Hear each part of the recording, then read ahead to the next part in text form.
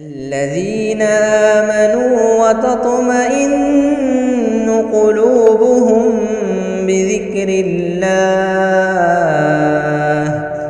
ألا بذكر الله تطمئن القلوب. السلام عليكم ورحمة الله وبركاته.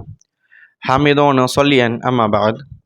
அன்பிற்குரிய உறவுகளே, உள்ளத்திற்கு அமைதி தரக்கூடிய அல் குர்ஆன் என்ற தலைப்பை நாம் நிறைய இடத்தில் கேட்பதுண்டு.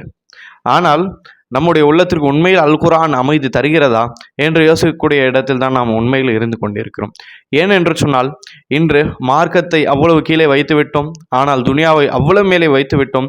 இன்று பாட்டு, சினிமா, காமெடி, நம்முடைய ஃப்ரெண்ட்ஸிடத்தில் உரையாடுதல், சொந்தங்களிடத்தில் உரையாடுதல், இப்படிப்பட்ட விஷயங்களிடத்தில் மூலியமாக நமக்கு அமைதி கிடைக்கிறதே தவிர அல் குர்ஆனின் மூலியமாக, அல் குர்ஆனை கேட்பதன் மூலியமாக அல்லது அல் குர்ஆனை ஓதுவதன் மூலியமாக நம்ம அமைதி கிடைக்கிறதா என்பதை நாம் யோசித்து பார்க்க வேண்டும். அல்லாஹ் ரப்புல் ஆலமீன் தன்னுடைய திருமறையில் குறிப்பிடுகிறான், அலா பிதிக்ரில்லாஹி தத்மஇன்னுல் குலூப். மனிதரை தெரிந்து கொள்ளுங்கள், அல்லாஹுடைய வார்த்தைகள் மூலியமாக, அல்லாஹ்வை நினைவு கூறுவதன் மூலியமாக உள்ளங்கள் அமைதி பெறுகிறது என்பதை அல்லாஹ் பதிவு செய்கிறான். அல்லாஹ்வுடைய திக்ர் என்று சொன்னால் அல் குர்ஆன். அல் குர்ஆனை ஓதுவது மூலியமாக பதட்டமாக இருக்கக்கூடிய உள்ளங்களும், பிரச்சனையாக முசீபத்துடன் வாழக்கூடிய உள்ளங்களும், இன்னும் பாலடைந்து கிடக்கக்கூடிய உள்ளங்களும் அமைதியாகிறது, உயிர் பெறுகிறது என்பதையும் அல்லாஹ் இந்த இடத்தில் பதிவு செய்கிறான்.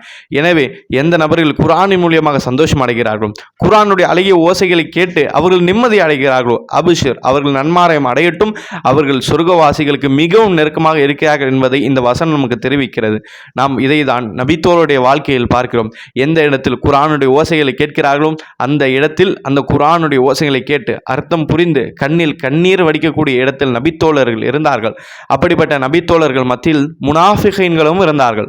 இந்த முனாஃபிகீன்களை பற்றி, நயவஞ்சகர்களை பற்றி, டூப்ளிகேட்டான இப்படிப்பட்ட முஸ்லிம்களை பற்றி அல்லாஹ் ரப்புல் ஆலமீன் குர்ஆனில் சொல்கிறான், வலா யذ்குரூன அல்லாஹ் இல்லா கலீலா. அவர்கள் அல்லாஹ்வை மிகவும் குறைவாகவே நினைவு கூறுகிறார்கள். அப்படி என்று சொன்னால் அவர்கள் குர்ஆனை மிகவும் குறைவாக தான் ஓதுவார்கள். அதில் சில நபர்கள் குர்ஆனையே ஓத மாட்டார்கள் என்று அல்லாஹ் குர்ஆனில் சொல்கிறான். எனவே குர்ஆனை ஓதவே மாட்டார் என்று சொன்னால், அல்லாஹ்வை நினைவு கூறவே மாட்டார் என்று சொன்னால், குர்ஆனை ரசிக்கக்கூடிய பாக்கியமும் அவர்கள் ஒருபொழுதும் கிடையாது. அப்படி குர்ஆனை யார் ரசிக்கவில்லையோ, குர்ஆனின் மூலியமாக யாருடைய உள்ளங்கள் அமைதி பெறவில்லையோ, அந்த இடத்தில் அவருடைய உள்ளங்களில் நிஃபாக் என சொல்லக்கூடிய நயவஞ்சகம் இருக்கிறது. எந்த உள்ளங்கள் குர்ஆனை கேட்டு அமைதி பெறுகிறதோ, குர்ஆனின் மூலியமாக நிம்மதி அடைகிறதோ, அந்த உள்ளங்களில் ஈமான் நிறைந்திருக்கிறது என்பதையும் அல்லாஹ் ரப்புல் ஆலமீன் சொல்லக்கூடிய இந்த வசனங்கள் நமக்கு பிரித்து காண்பிக்கிறது என்பதை நாம் பார்க்கிறோம். அல்லாஹ்வுடைய வார்த்தைகளை கேட்டு உள்ளங்கள் அமைதி பெறக்கூடிய பாக்கியத்தை அல்லாஹ் ரஹ்மான் நம் அனைவருக்கும் நசீப் செய்வானாக. அஸ்ஸலாமு அலைக்கும் வரஹ்மத்துல்லாஹி வபரகாத்துஹு.